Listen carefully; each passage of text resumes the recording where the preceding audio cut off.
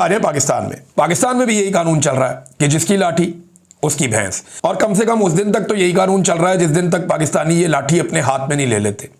जिस दिन 25-26 करोड़ लोगों ने लाठी थाम ली, उस दिन बंद कमरों के फैसले हमेशा के लिए बंद हो जाएंगे और चीज़ें किसी और तरह डील होना शुरू हो जाएंगी।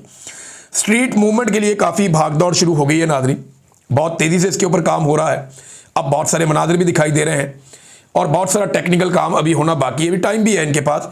लेकिन सिंध हुकूमत ने थोड़ा समझदारी और मैच्योरिटी का मुजाहरा किया और वो ये कह रहे हैं कि हम वेलकम भी करेंगे, मुराद अली शाह दावत भी देंगे और वो चाहेंगे कि सुहेल अफरीदी उनसे आकर मिले भी। तो ये बड़ी अच्छी बात है, ये मुलाकात होनी चाहिए। जो जमहूरी कुव्वतें हैं उन्हें मिलकर बैठना चाहिए।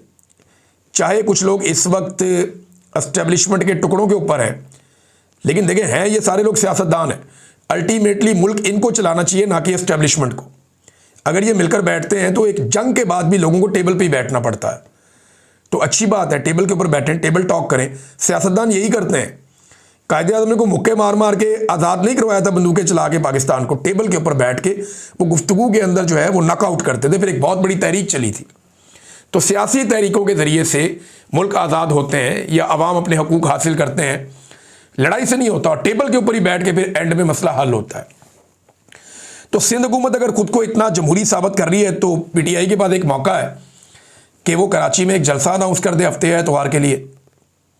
यानी हफ्ते या एतवार के लिए अगर पीटीआई एक जलसा ही अनाउंस कर दे कराची में, एक दरख्वास्त दे दे सिंध हुकूमत को, जनाब हमें एक जलसा भी आप करने दें। फिर अगर आप इतने जमहूरी बन रहे हैं तो अच्छी बात है।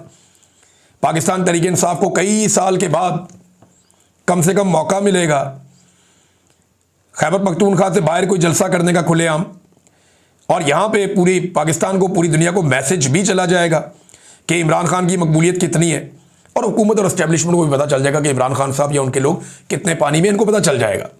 तो कराची में ज़रा फ्री हैंड देकर देखे सिंध हुकूमत, बेशक इनको 3 दिन का टाइम दे दे कि जी 3 दिन में आप जितने लोगों को बुला सकते हैं आप बुला लें, और आप कराची के अंदर फलां जगह आपको दी, आप जलसा कर लें। तो एक दफ़ा करके देखें, हो सकता है सिंध हुकूमत आपको इजाज़त दे दे।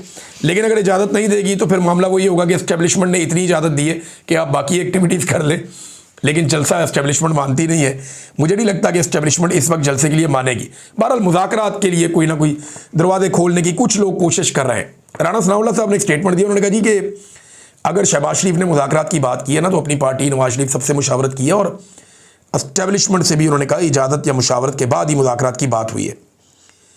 कल राना साहब एक स्टेटमेंट में ये कह रहे थे एक दिन पहले कि जनाब एस्टेब्लिशमेंट के पास तो आईनी इख्तियार ही नहीं है उनके पास मुज़ाकरात के अंदर बैठने का या बातचीत करने का।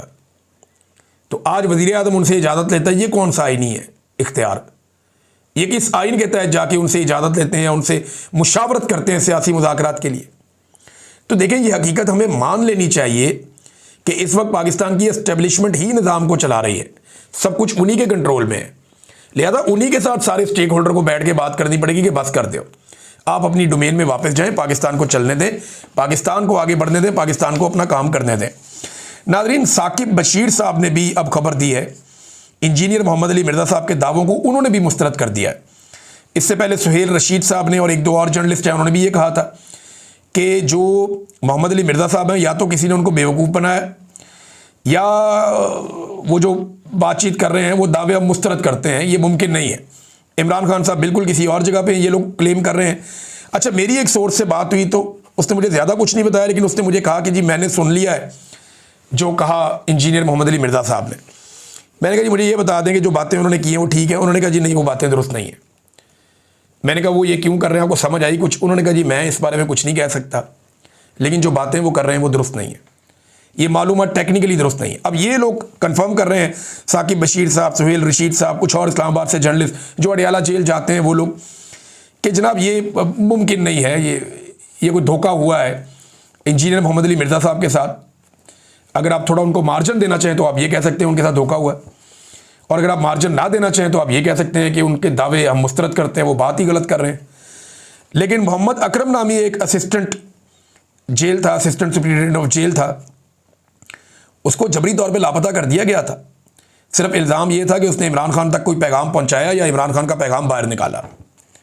और यहाँ पे इंजीनियर साहब इमरान खान साहब की बातें सुन रहे थे और वो कहते हैं जी मुझे सारा कुछ पता भी है। तो जेल का जो रिकॉर्ड है वो भी इंजीनियर साहब की एक बात की नफ़ी कर रहा है। ये सईद बलोच साहब ने ये भी रिपोर्ट किया। उन्होंने कहा जी कि जेल का जो रिकॉर्ड है, अगर वो आप देखें तो रोज़ाना देसी घी के तड़कों वाली बात भी ठीक नहीं, क्योंकि इमरान खान साहब जो गोश्त खाते हैं उन्हें वो हफ्ते में 3 दफ़ा गोश्त मिलता है। 2 दफ़ा मुर्गी खाते हैं, और यानी हफ्ते में आपके कितने मील्स होते हैं, आप एक हफ्ते में 14 खाने खाते हैं, तो 3 खाने उनके गोश्त के होते हैं, बाकी वो दालें और सब्जियाँ और इस तरह की चीज़ें खाते हैं। ये इसमें लिखा हुआ था, ये जो जेल के अंदर जो रिकॉर्ड है उसके अंदर वो लिखा हुआ था, और उन्होंने वो प्रोवाइड भी किया था।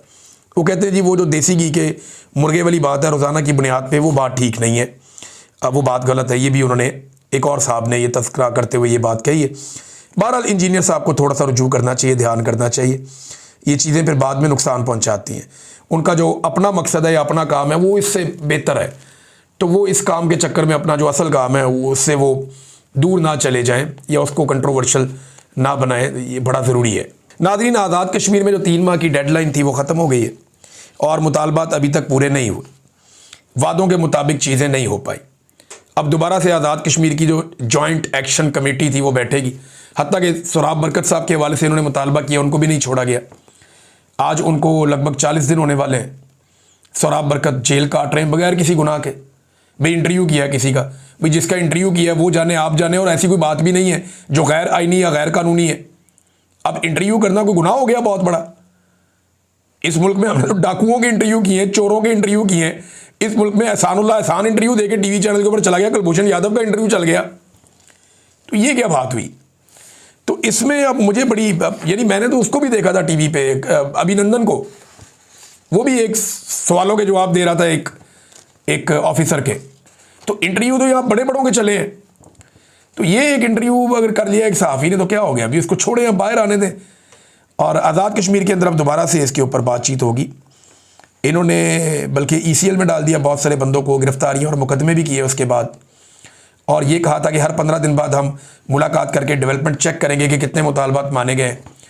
वो 3 महीने में सिर्फ 2 मुलाकातें ही हुई हैं, तो उनके काफ़ी गिले और शिकवे हैं। तो अब देखते हैं कि वो क्या एक्शन लेते हैं। तो अवामी जॉइंट एक्शन कमेटी अब दोबारा बैठेगी। अब तक के लिए इतना ही, अपना ख्याल रखिएगा, अपने इस चैनल का भी। अल्लाह हाफ़िज़।